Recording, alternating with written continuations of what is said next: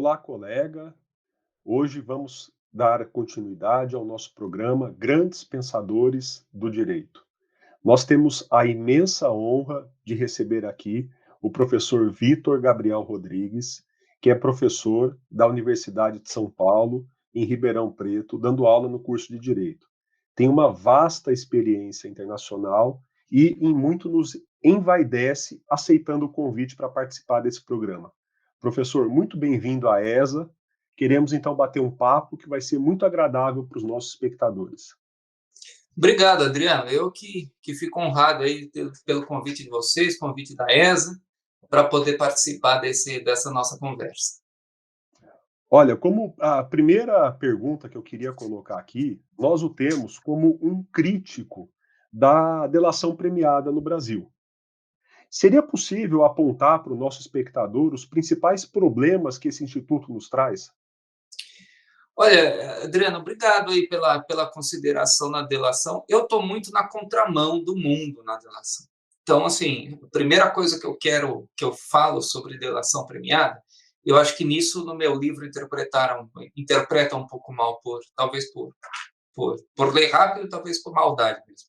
É que a gente fala, olha, eu não sou contra o instituto, não sou contra o combate à corrupção, mas a gente existe uma série de faltas de adaptação entre o que é o Instituto da Delação Premiada no nosso país, né, e o que se está importando como uma visão internacional, uma visão que deu muito certo por uma cultura norte-americana e que está sendo importado para cá sem a devida adaptação. Então, nós temos problemas que eu fico muito orgulhoso aí, meio no mau sentido, porque assim, porque quando eu escrevi o primeiro rascunho do meu livro, tal, eu antecipava, falando, olha, isso aqui tem uma conformação, porque você que é da área hermenêutica, Adriano, você sabe, a gente coloca as nossas ideias num laboratório lógico, né? Então a gente diz assim, olha, se continuarem essas regras, elas vão resultar em injustiças materiais. Então, algumas delas já estavam no mundo sendo chamadas há muito tempo, né? Então, por exemplo, você tem direcionamento de investigação, que é natural. Eu escrevi um artiguinho sobre isso, acho que no Conjuro também, dizendo, olha, quando o Ministério Público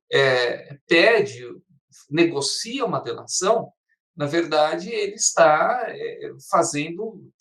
trabalhando com uma hipótese acusatória. Então, ele vai pegar o que interessa, fazer acordo com quem interessa, né? Então, a primeira desvantagem ética da delação, rapidamente falando, é que o nosso sistema penal ele é uma escala de valores, ele é um sistema de vasos comunicantes, quer dizer, quando você tem todo um sistema penal baseado o mais racionalmente possível. Nosso Código Penal está fazendo 80 anos este ano agora. Então, nós temos a parte especial, né? Alterando depois a parte geral. Você tem todo um sistema que vai dizer, a gente tem que se perguntar, puxa, por que existe uma qualificadora, uma agravante no feminicídio? Você tem que perguntar quanto vale a mais de pena ter matado um homem ou ter matado uma mulher por sua condição de gênero? Quanto vale mais a crueldade no homicídio? Quer dizer, tudo isso tem que ser muito pensado. De repente, você tem um sistema de negociação e que, se você não tomar cuidado, o Código Penal ele se transforma numa simples indicação, né, dizendo assim, olha, um homicídio ou um ato de corrupção, ele pode ser punido com 4 ou 8 anos uma corrupção, né? Ou não, porque se o promotor não quiser, não é assim, né? Então, quer dizer, você olha aqui e você fala, puxa, isso aqui não vai dar certo se não tiver uma previsão penal. E sem ser muito técnico, sem querer entrar muito na técnica, Adriano, mas assim, o principal problema é que a maioria da nossa doutrina tem tratado a delação premiada como um acordo meramente processual. E o STF deu um acórdão no auge da Lava Jato, em que ele baseou toda a delação premiada num livro do professor Junqueira, que foi meu professor, foi minha banca de concurso, saudoso professor Junqueira, que fala sobre contratos. E o professor Junqueira, com todo respeito a ele, né, ele falava sobre contratos, e sequer sobre direito processual ele falava, mas nós estamos trabalhando com direito penal, questão pública. Os valores, quer dizer, a ancoragem constitucional é totalmente diferente. Então, eu não posso fazer um acordo sem previsão penal só com uma previsão processual de diminuição de pena. O que eu quero dizer é o seguinte: quando qualquer dessas leis que prevêem delação premiada, no nosso ordenamento, né, no sistema germânico, latino-germânico, quando existe uma diminuição de pena, essa diminuição de pena ela é absolutamente penal, ainda que a lei queira dizer que ela é processual. Você pode colocar o nome que você quiser ali na lei. Quando ela autoriza a diminuição de pena, nós estamos trabalhando com um sistema penal. E esse sistema penal tem que ser equilibrado.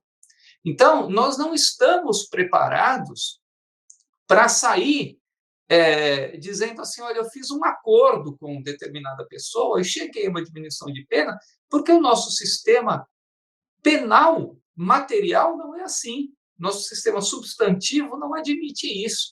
Para você diminuir a pena, você tem que justificar muito bem, você tem que calcular. A nossa Constituição determina que a lei não afastará da apreciação do Poder Judiciário lesão ou ameaça de direito, quer dizer, isso é básico. Então, evidentemente, quando tem uma delação, vai ter um delatado, vai ter um prejudicado, né? E esse prejudicado ele vai se mover numa série de direitos que ele vai se perguntar: puxa, por que denunciaram só a mim? Então, não é só uma questão de valor probatório, como, com todo respeito aos processualistas, eles colocam. É claro que o delator ele vai querer mentir para receber vantagens. É claro que vai se criar, como já se sabe que existe, uma cultura de dossiê, quer dizer, quando eu começo a fazer um ato de corrupção, eu já faço um dossiê de todos os meus comparsas, né? Porque quando eu for pego, quer dizer, eu já tenho um sistema de provas.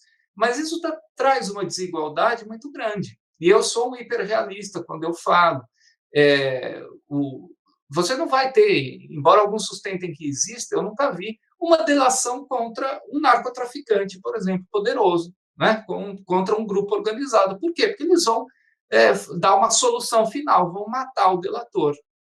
Então, você tem, mais uma vez, um instituto que só vai ser aproveitado para a classe alta, né? Só vai ser, quer dizer, só senta para negociar com o Ministério Público, com a polícia, quem tem muito poder.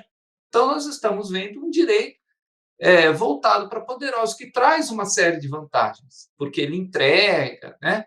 Mas isso precisa ser muito regulamentado, porque no futuro aquelas injustiças vão sempre existir. Então, a gente já está vendo delator por aí que você fala: puxa, foi muito precipitada a delação para ele, no mundo inteiro, não é só no Brasil, né? Então, ele é um cara que está morando na mansão dele, né, depois de ter participado de toda a organização, de ter feito um esquema de corrupção tremendo, e ele foi aquele sorteado porque chegou primeiro, porque tinha mais o que entregar, ou, enfim, porque entregou a pessoa certa. E ele tem algumas relações, algumas benesses que no nosso sistema de justiça, a gente ainda, no nosso sistema valorativo, nós ainda vamos ter muita dificuldade de compreender. O problema qual é? É que as pessoas que são interessadas mais em em fiscalizar a lei, que é o Ministério Público, eles ganham muito poder. E como a gente vive numa disputa de poder tremenda, você nunca vai ter alguém que zele e que diga assim, não vou fazer isso. O juiz, muito entre aspas, se acovarda de não homologar uma delação, porque vão acusar o juiz de não estar querendo levar o processo adiante, de não querer admitir aquelas provas. Então, acaba sendo um sistema que fica cômodo para todo mundo, mas o direito, ele sempre tem, quer dizer, acho que a função do direito, pelo menos do direito público, é exatamente zelar pela sociedade em conjunto, né? Não só por aqueles que estão fazendo um acordo. Então, quando você pensa num acordo penal de justiça negociada, ele vai existir, mas tem que ser com muita cautela, não é esse milagre que as pessoas estão alardeando por aí. Porque dá muito dinheiro para muita gente também. Então, isso faz com que não se queira fazer a crítica, né? Em resumo, é isso. E se me permite ainda permanecer nesse tema que é tão oportuno pelo momento que vivemos da delação premiada, seria possível alguma comparação com outros países aqui próximos de nós quanto a esse instituto? Olha, tem experiências diferentes, né, bastante diferentes. Por exemplo, você tem. Quando eu fui fazer esse estudo, eu fui estudar principalmente a Colômbia. Nós vivemos, o Brasil, nós vivemos nós damos as costas para as experiências latino-americanas, infelizmente. Então, se você vê um advogado, sei lá, peruano, você vai ver ele citar uma decisão colombiana ou argentina, ainda que a lei tenha diferença, né?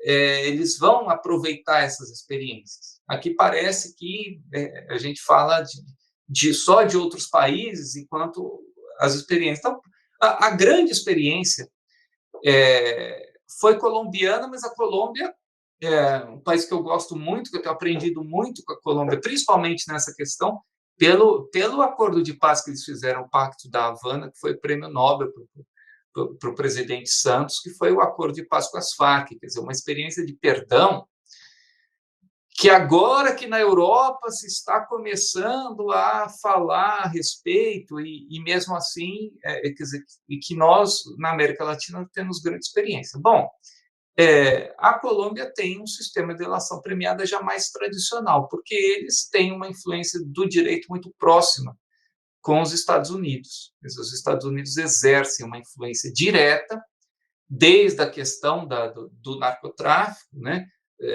A gente lembra, por exemplo, a grande batalha do Pablo Escobar, quando até derrubou um avião, quer dizer, por causa da ideia da extradição do nacional colombiano para os Estados Unidos. Quer dizer, uma intervenção, uma perda de soberania muito forte, que eles admitem, né? O Pablo Escobar dizia aquela frase famosa dele: prefiro uma tumba na Colômbia a uma cela nos Estados Unidos. Então, a Colômbia esteve muito próxima. Então, a Colômbia tem a ideia de um princípio de oportunidade que está no Código Penal deles, bastante arraigado. Mesmo assim, as experiências não são de justiça negociada não são tão comuns assim, tá?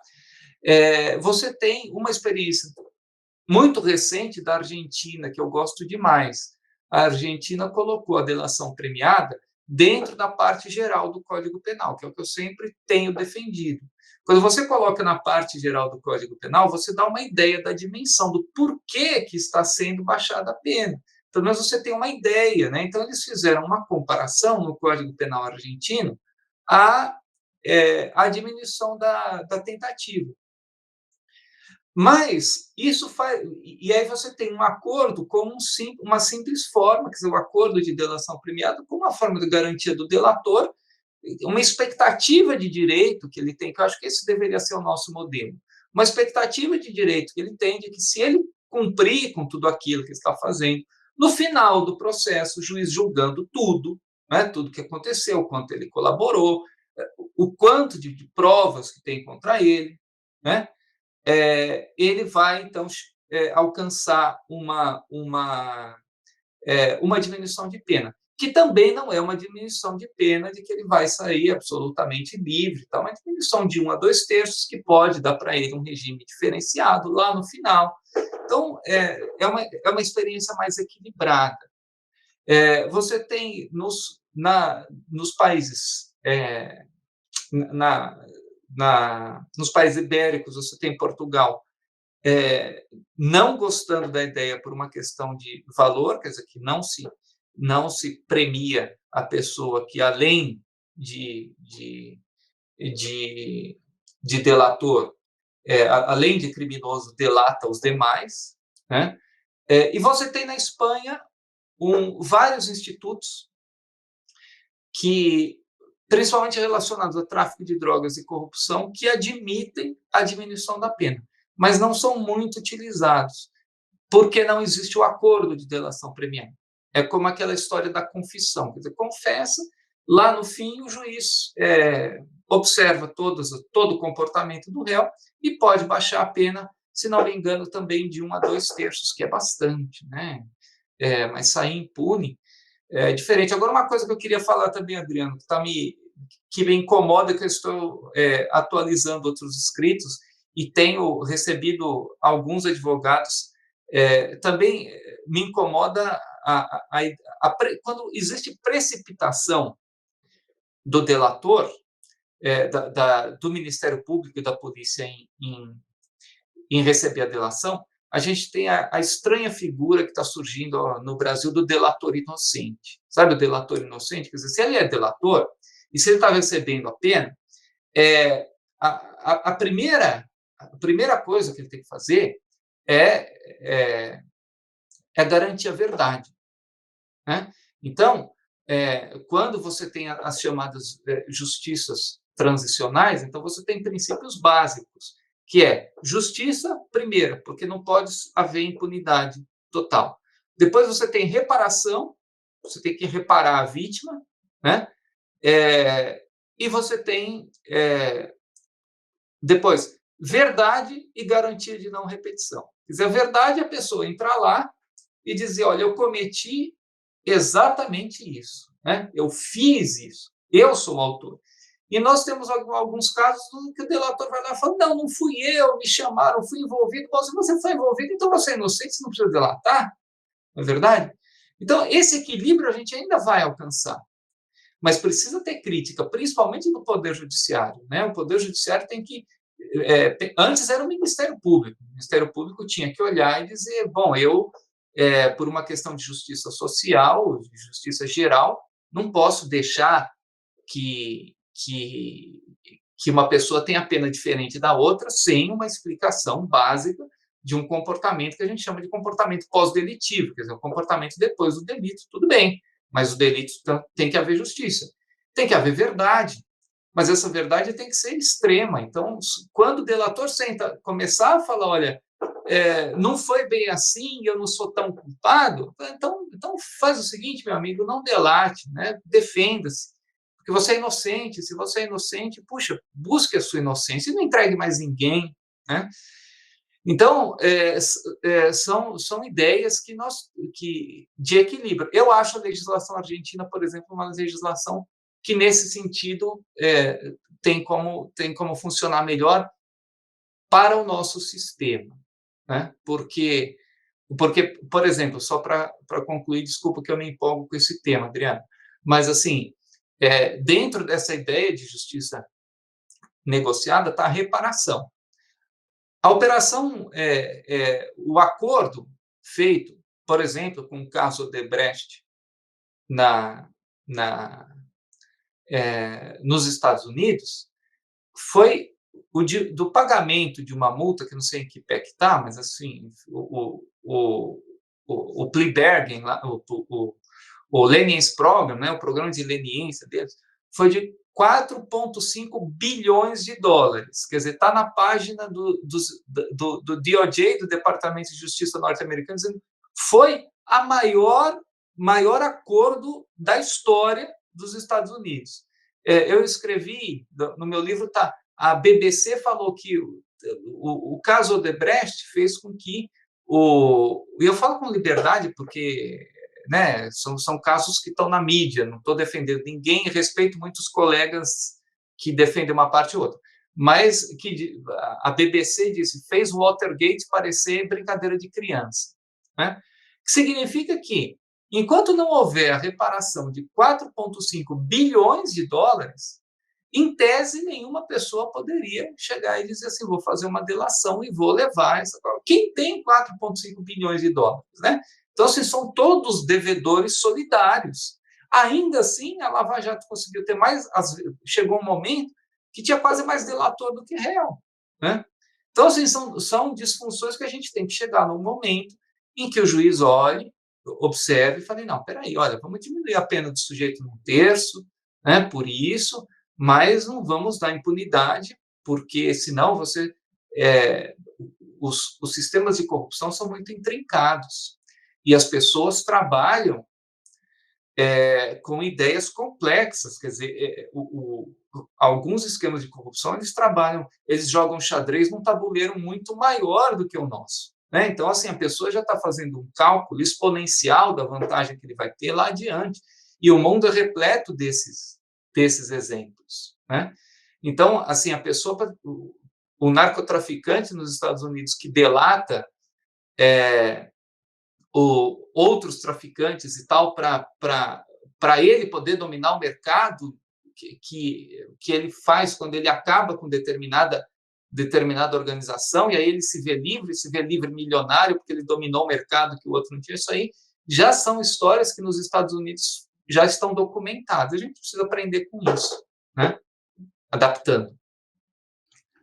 Muito obrigado por hora, Vitor. Eu queria resgatar que há mais ou menos 13 anos você fez uma tese sobre a tutela penal da intimidade.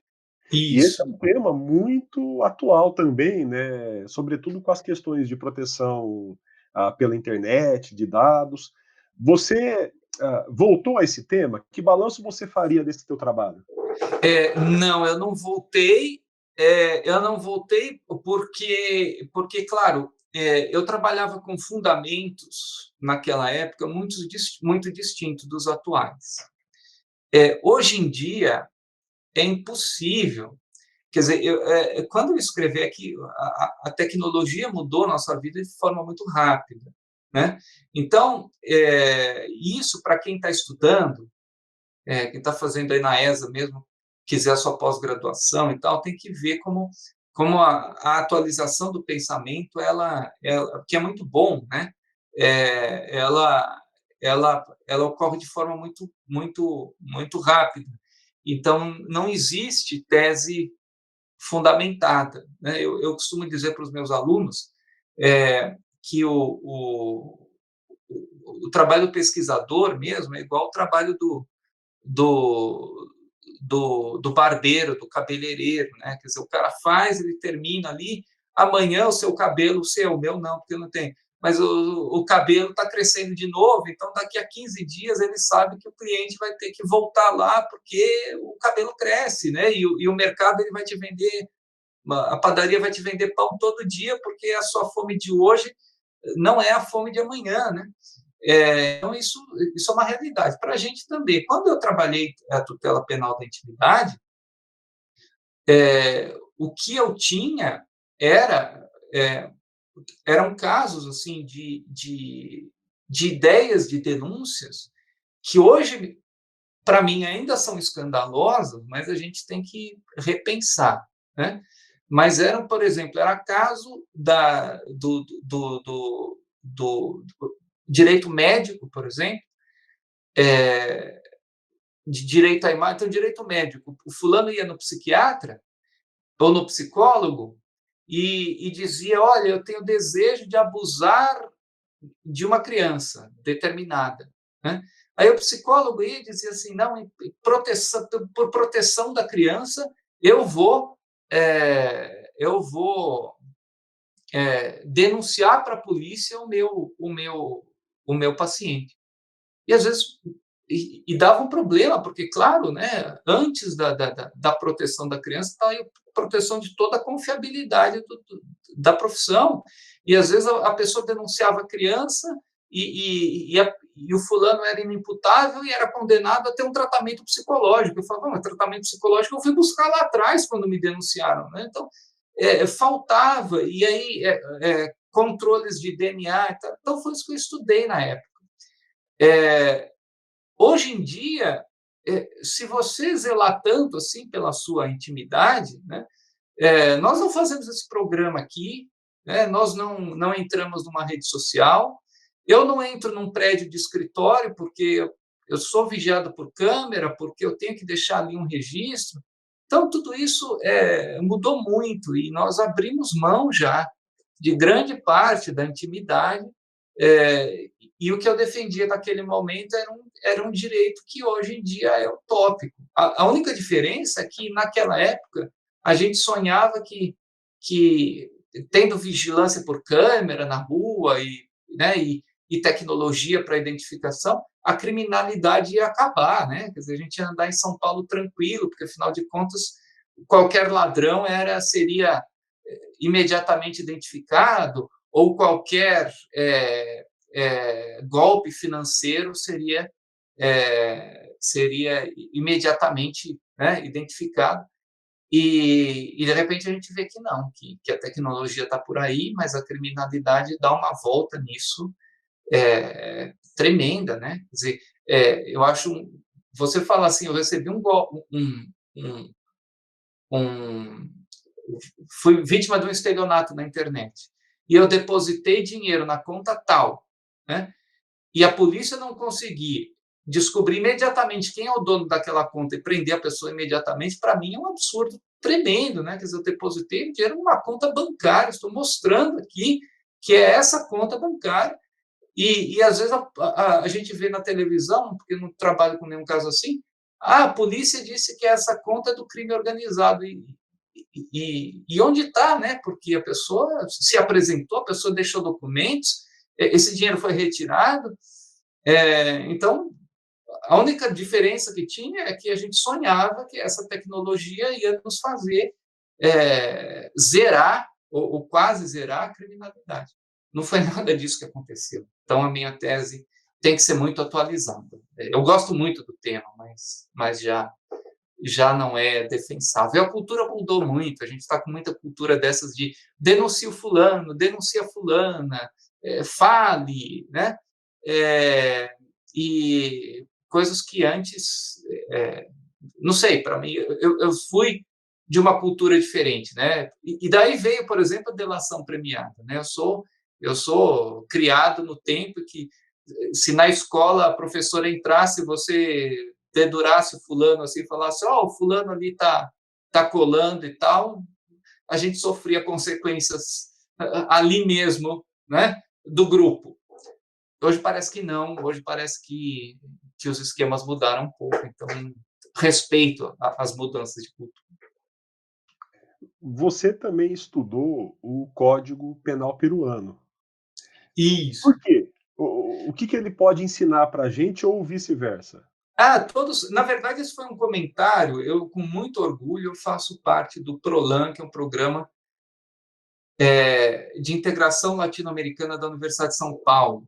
É um programa de mestrado e doutorado que foi fundado já há 31 anos, na época em que, com a Constituição, o mesmo pessoal que fundou, na época em que por incrível que pareça, era o governo Sarney, ele tinha uma ideia de integração latino-americana com intelectuais que faziam parte da Universidade de São Paulo, pelo menos ele permitiu, e é um programa que se fundou juntamente, por exemplo, com a construção do Memorial da América Latina.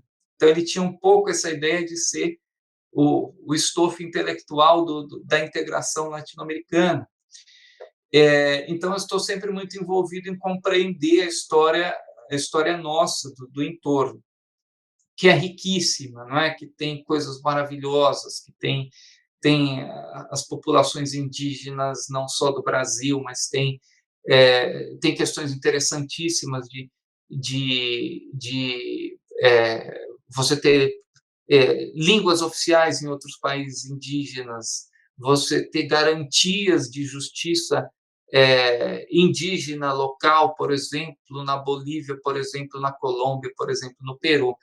E um professor peruano fez um código penal comentado e chamou dois penalistas, eu, professor Eduardo Saad e eu, para fazermos os comentários. E, como eu tinha estudado, feito uma tese de livre-arbítrio, ele pediu, então, que eu fizesse especificamente um texto sobre a imputabilidade no Código Penal peruano.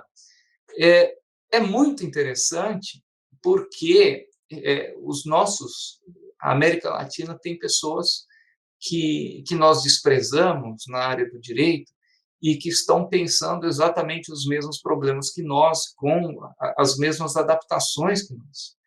E aí você poder passar um pouco da visão tanto europeia, que é a nossa matriz dentro do direito penal, como a visão brasileira para eles é muito interessante. Então, por exemplo, eu dei, entre aspas, uma sorte acadêmica, sou agradecido ao juiz Sérgio Moro nesse sentido, porque a Lava Jato eu tinha escrito sobre delação premiada, né, e de repente veio a Lava Jato e realmente forçou todos os países do nosso entorno a repensar a delação.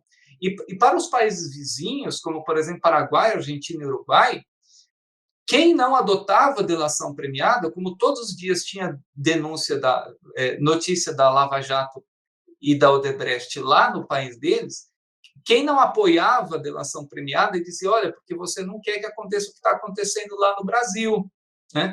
Então, assim, esses fundamentos outro dia eu tive o prazer de ter um debate com uma juíza da Corte Suprema do Peru, exatamente na pandemia, e ela foi muito incisiva, dizendo, olha, eu tenho certeza de que a persecução do caso Lava Jato vai continuar assim que a pandemia voltar, porque as denúncias que vieram daí têm muito que elucidar para a gente. Então, nós estamos chegando a uma globalização, ou pelo menos uma integração muito às avessas, porque acabou que o esquema de corrupção latino-americano se identificou como totalmente igual, e agora nós trocamos experiências. É triste, porque a gente queria falar integração latino-americana em termos de meio ambiente, né, em termos de cultura, mas acabou sendo esse revés.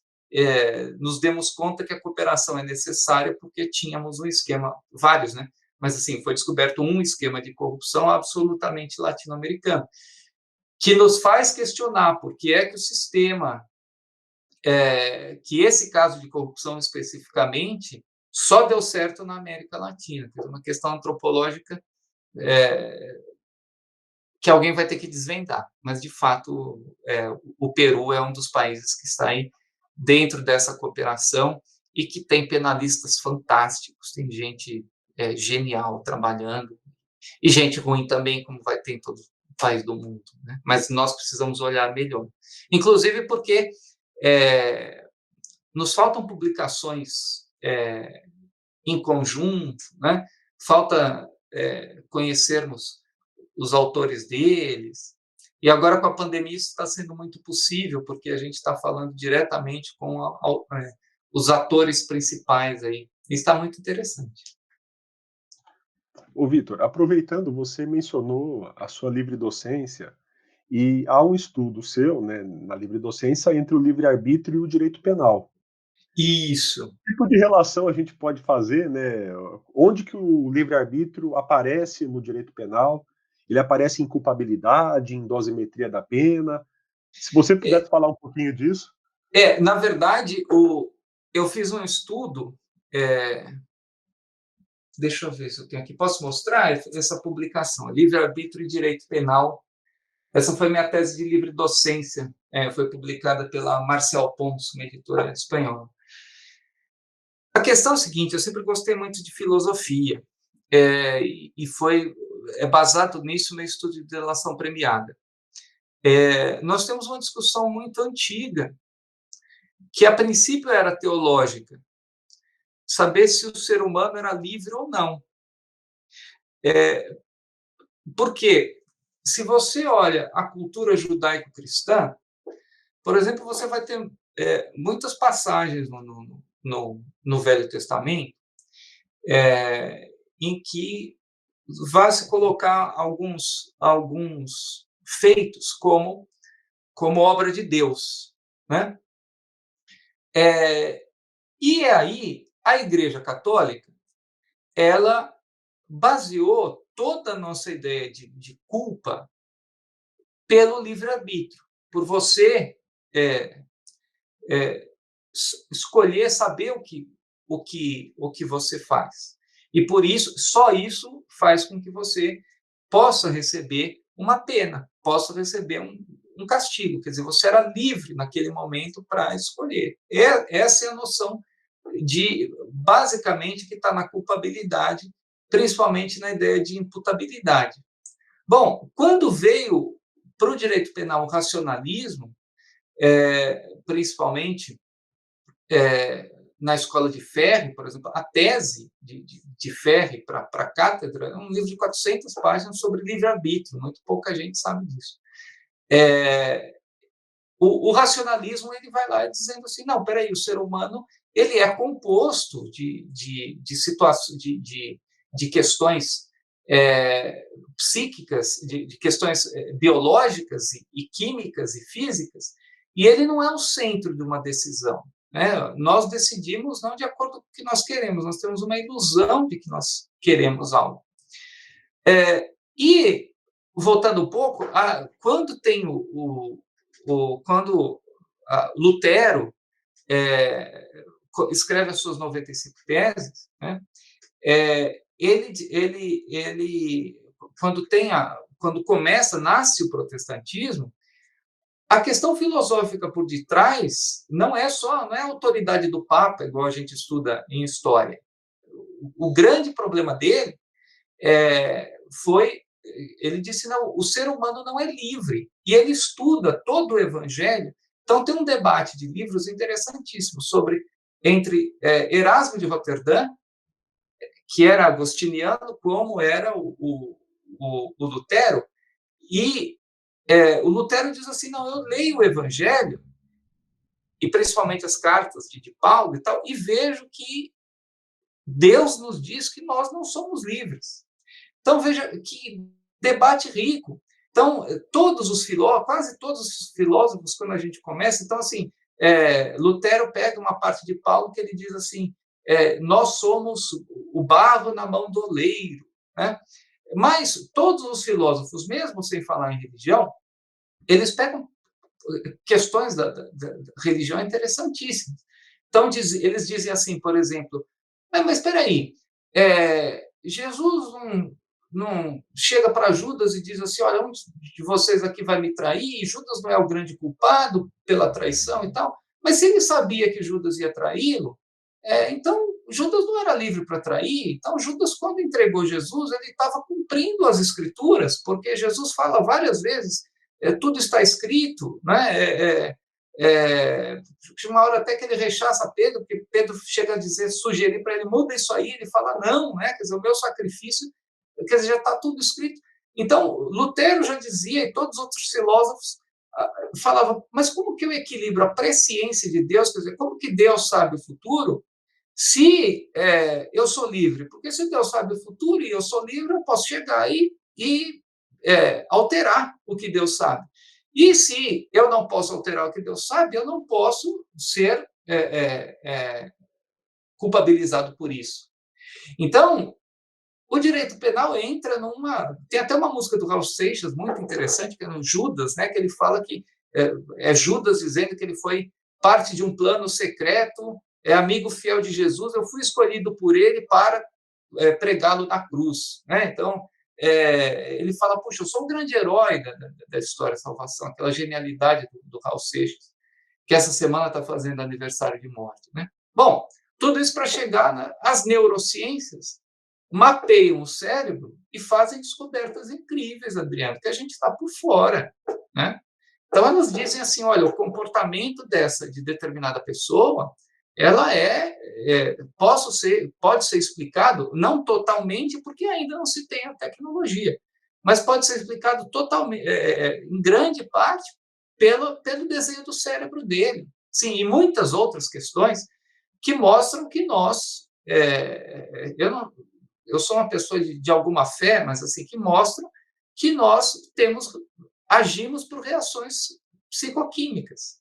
Então, a gente vai para o direito penal e diz, puxa, mas se eu reajo por, por, se eu trabalho com reações psicoquímicas, você vai me punir por quê?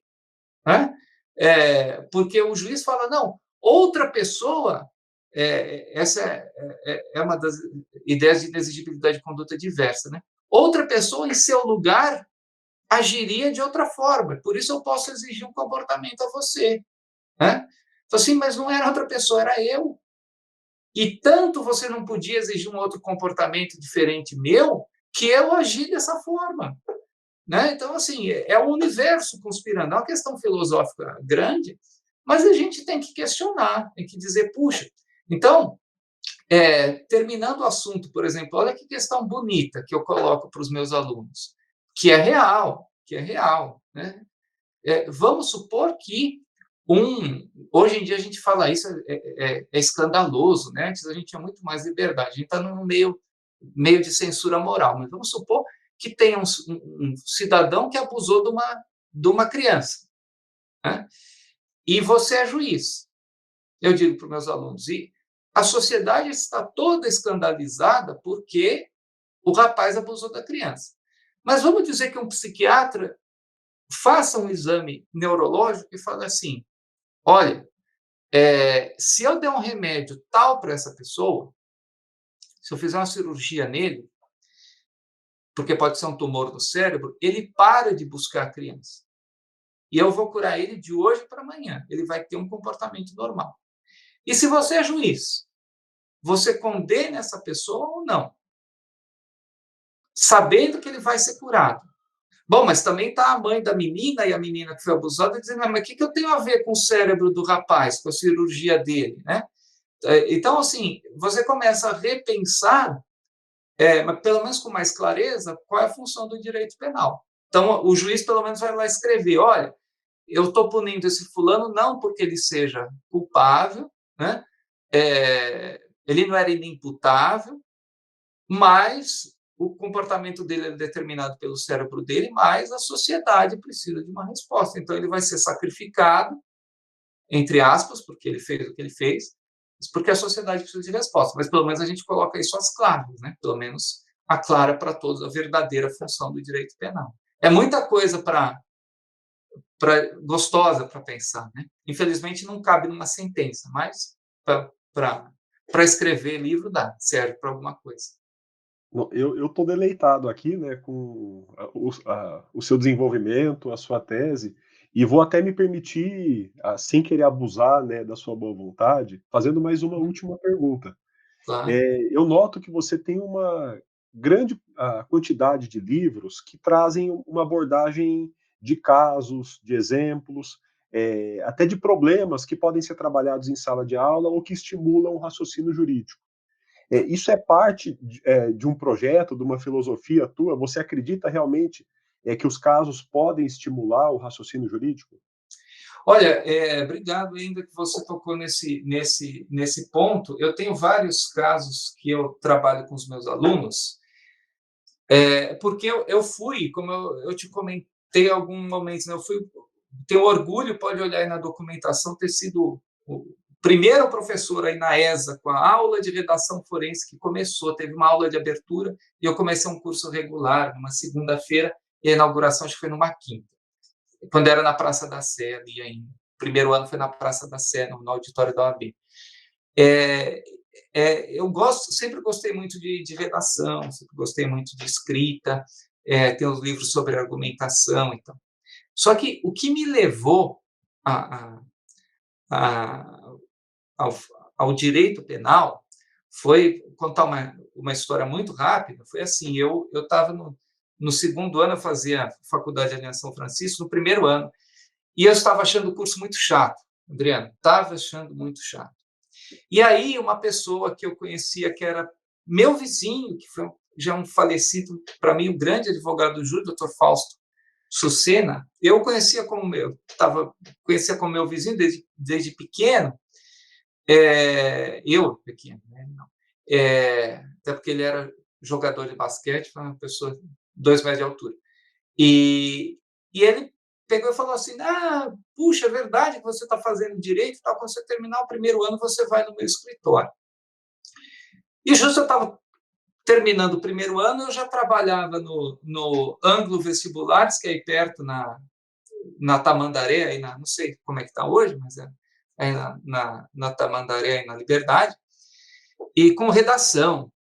E eu pensava, não, eu vou fazer letras, porque eu gostava muito do que era escrita e tal. E aí, quando ele me chamou no meu primeiro dia de estágio, ele era advogado só do Tribunal do Júri. E ele trabalhava naquela época que já não tem mais hoje são as milícias, mas naquela época ele defendia os justiceiros. Os justiceiros eram dramas interessantíssimos, porque eram pessoas que, vou falar sem preconceito nenhum, porque tinha uma migração nordestina muito grande no Brasil, então você tinha algum caso assim, muito parecido, que a pessoa vinha de uma fome tremenda no sertão, era uma pessoa com muita coragem, com uma valentia tremenda, né? Que sabia, quer dizer, que já tinha passado por tudo na vida, né? Formado numa escola de valentia, de coragem, e de repente ele chegava, quer dizer, vindo de um sertão inóspito, ele chegava para morar na periferia, num lugar horrível, mas em que pelo menos tinha comida. Eu ouvi isso de 3 pessoas, né? Chegava para morar num lugar em que não lhe faltava comida, mas que as condições eram horríveis, e de repente alguém virava para ele e falava assim: olha, eu sou o dono aqui do bairro, eu sou o traficante que manda aqui no movimento, né? E ele dizia, falando, não, mas manda nada, né? Quer dizer, de onde eu vim, ninguém manda em ninguém, não. Ou se mandasse, foi por isso que eu saí. E era uma pessoa que desafiava, e desafiava a morte. Então, você começava a ver qual era a diferença entre o que se via desde fora, um assassino, não sei o quê, e uma pessoa que, quando sentava na sua frente, te dava uma explicação que você falava, puxa vida, né? Hoje eu não posso fazer isso, mas na época eu dizia, falava, meu herói, você foi lá e falou, e o cara veio, né? Então, eu comecei a admirar os dramas humanos. Quando eu fui fazer minha tese sobre livre-arbítrio, né? Veja como eu me deparei exatamente com isso. O Kelsen diz no livro, já numa edição avançada do Teoria Pura do Direito, ele diz assim, tudo compreender é tudo perdoar. Quer dizer, se você começa a escutar toda a história da pessoa, você repensa. Eu acho que isso é a grande virtude do advogado. Porque o advogado faz isso, né? Eu vou escutar o fulano, e às vezes você escuta o que a pessoa passou e você sai em defesa dele com unhas e dentes, né? E você se questiona quem são os verdadeiros ladrões, quem são os verdadeiros bandidos dessa história, né? Então, o que eu faço com os meus alunos? Eu trago para eles casos, mas que não são aqueles casos de um parágrafo que diz assim, o fulano matou o fulano. Então, vamos pensar, vamos começar a sua história de vida.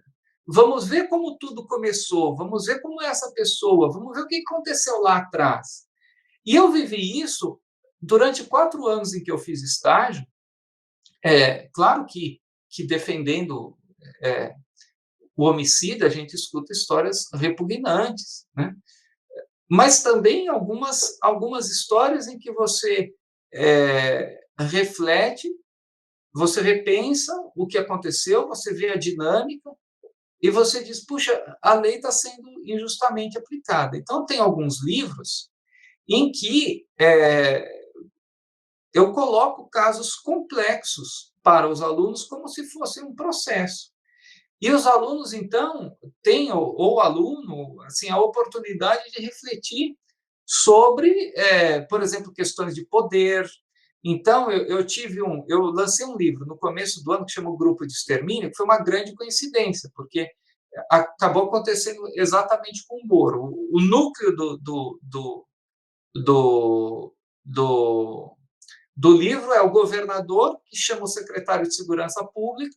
O secretário de Segurança Pública é, não, não compartilha as ideias do governador, sai e fala assim, vou denunciar tudo isso.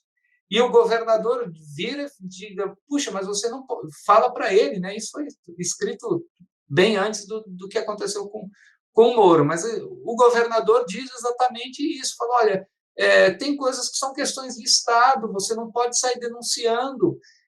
E eu não estou dizendo quem está certo quem está errado, mas o drama é exatamente o mesmo. É pensar, puxa, eu fiz uma questão de defesa, que quando você for governador, aí eu preparo o meu aluno. Falo, você sabe que você vai sair daqui e você pode ser o governador do Estado? Você sabe que alguém pode chegar para você e dizer assim, olha, vai haver uma rebelião ali, ou vão matar determinada pessoa ali, e você vai ter que tomar uma decisão, que eu não sei se é jurídico ou não, mas não, quer dizer, você vai ter que tomar uma decisão como responsável da segurança de muitas pessoas. Então, esses dramas, Adriano, não dá para colocar naquele caso, com todo respeito, de direito civil, de direito romano, que a gente tem um parágrafo e que diz, a pessoa, né, vendeu por um preço maior e tal. Quer dizer, você tem que compreender tudo, você tem que escutar outra parte. E o advogado vai viver isso, o penalista, pelo menos, quando ele tem o primeiro processo, né? E eu tento antecipar isso para os meus alunos com escritas daquilo que eu achei que me motivou quando eu era estudante, né? Que me fez ver, pô, direito é muito legal, porque as coisas... Claro, o professor ele não tem tempo de chegar e falar assim, olha, né, vamos fazer uma explicação de um caso de muitas horas. Ele te dá os pontos-chave, são aqueles exemplos didáticos, mas esses exemplos didáticos nunca vão se reproduzir no dia a dia do advogado, do promotor, né? Então, sempre vai ter quer dizer, quando você tem um traficante, o fulano é traficante, mas vai lá, né, onde ele mora e vê o que ele tem para fazer. Não estou perdoando ninguém, né? Mas conhece a história de vida dele, de repente, o que ele como ele respondeu a isso? E aí você repensa um pouco. Não estou absolvendo nem condenando ninguém, mas pelo menos estou obrigando o meu aluno a falar: vamos ouvir a história desde o começo até o fim e vamos dar uma solução, né? Que nunca é fácil, nunca é fácil. Vitor, em nome da Ordem dos Advogados de São Paulo, em nome do Jorge Bolsinhas, o diretor da escola, eu agradeço muito pela entrevista, pelas reflexões, e eu gostaria de deixar com você uma última palavra para o nosso espectador. Primeiro, eu sou um grande admirador, como eu disse, da ESA, eu tenho história aí por detrás.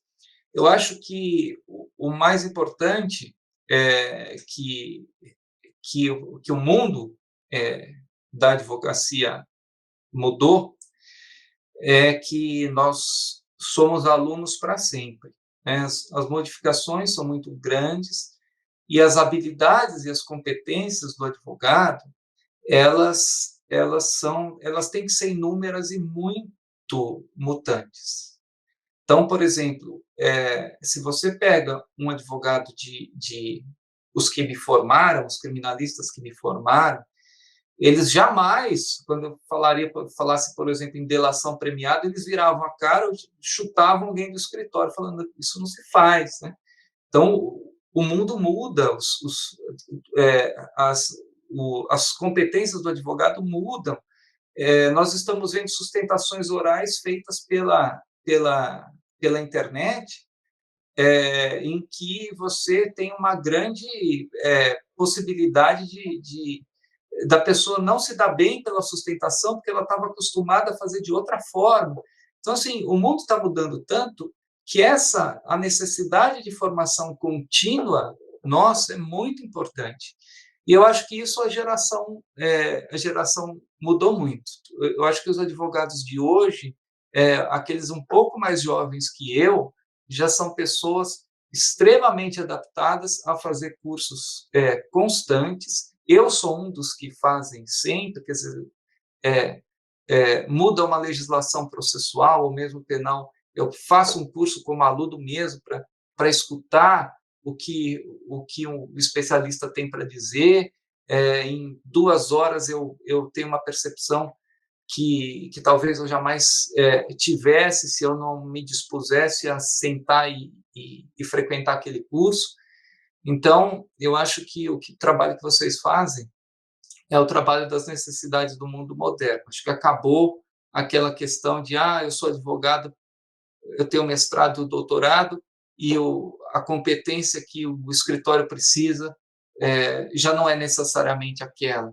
Então, hoje em dia, a gente tem um mundo aberto às possibilidades de aprendizado, e para finalizar mesmo, quem nessa pandemia disser que está com tédio porque não tem o que fazer, vai fazer tricô, como diz na televisão, com todo respeito ao tricô, é porque não entendeu a gama de oportunidades de formação que nós temos à disposição agora na internet. Deus queira que estejamos livres dessa pandemia o quanto antes, mas o aprendizado constante, a oportunidade está aí nas nossas mãos, só não aproveita quem não quiser mesmo.